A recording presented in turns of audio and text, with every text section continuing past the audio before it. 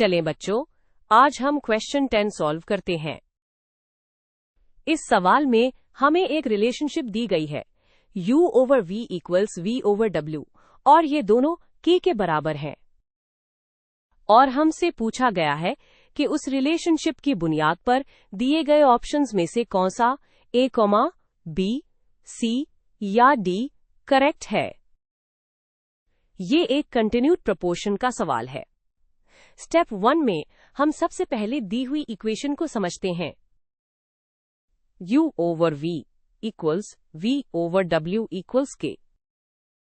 इसका मतलब है कि u ओवर v भी k के बराबर है और v ओवर w भी k के बराबर है। इस कंपाउंड इक्वालिटी को समझना इस प्रॉब्लम को सॉल्व करने का पहला कदम है। अब स्टेप 2 में हम इस कंबाइंड इक्वालिटी को दो अलग अलग सिंपल इक्वेशंस में तोड़ेंगे। जैसा कि आप स्क्रीन पर देख सकते हैं, पहली इक्वेशन बनती है u over v equals k।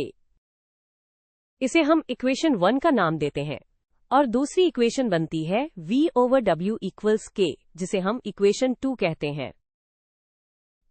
हमारा असल मकसद u को w और k की टर्म्स में लिखना है। इसके लिए हमें v को इन इक्वेशन से एलिमिनेट करना होगा, यानी हटाना होगा। स्टेप 3 में हम इक्वेशन 1 को लेते हैं u over v equals k। हमारा मकसद u को आइसोलेट करना है, यानी अकेला करना है। इसके लिए हम इक्वेशन की दोनों साइड्स को v से मल्टीप्लाई करते हैं।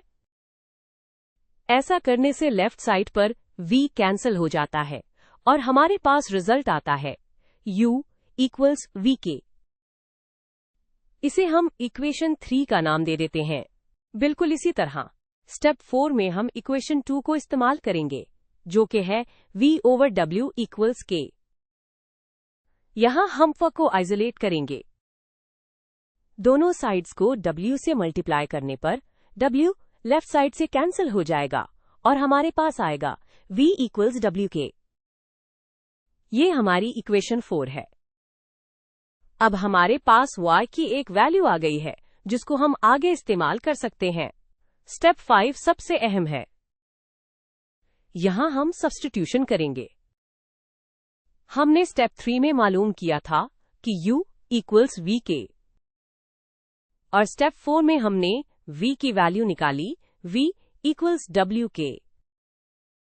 अब हम इक्वेशन 3 में v की जगह इसकी वैल्यू यानी wk डाल देंगे, तो इक्वेशन बन जाएगी u equals round bracket wk round bracket k। इस तरह हमने v को एलिमिनेट कर दिया है। अब हम इस एक्सप्रेशन को सिंप्लीफाई करते हैं। u equals round bracket wk round bracket k का मतलब है w मल्टीप्लाई बाय k। हम जानते हैं कि जब कोई नंबर खुद से मल्टीप्ली होता है तो उसका स्क्वायर बन जाता है, तो टाइम्स k बन गया k स्क्वायर्ड। इस तरह हमारा फाइनल रिजल्ट आता है u इक्वल्स wk स्क्वायर्ड। आखिरी स्टेप में हम अपने result u equals wk squared को दिए गए ऑप्शन से कंपेयर करेंगे। आप देख सकते हैं कि हमारा रिजल्ट ऑप्शन ए से बिल्कुल मैच कर रहा है। इसका मतलब है कि ऑप्शन ए हमारा करेक्ट आंसर है। तो इस तरह हमने प्रूव किया कि अगर u over v equals v over w equals k हो तो u इक्वल्स wk स्क्वायर्ड होता है। लिहाजा सही जवाब ऑप्शन आ है। उम्मीद है आप सबको ये सवाल अच्छी तरह समझ आ गया होगा।